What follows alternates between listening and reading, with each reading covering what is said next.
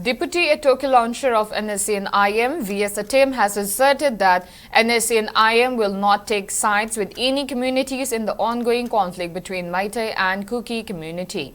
V.S. Atem said this in an exclusive interview with The Print. When asked about the ongoing conflict between Meiteis and Kuki communities, V.S. Atem asserted that Kuki community were brought in by British porters and were given armed training. In 1917, British tried to conscript the Nagas and Kukis for World War I in Europe, to which Nagas agreed to volunteer but Kuki refused.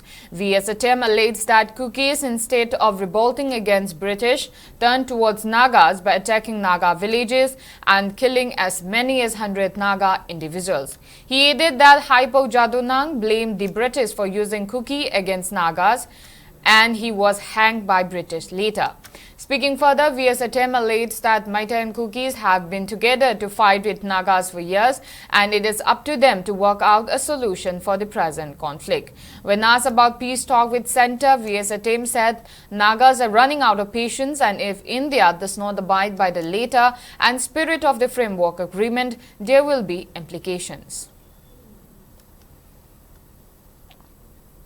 Indian government has picked up the same policy Kukis were used against the Nagas from the very beginning of the Naga national resistant movement.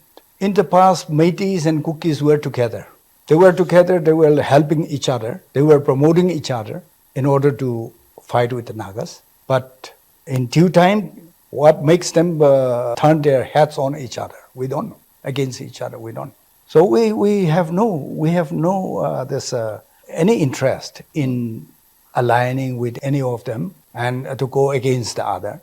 No.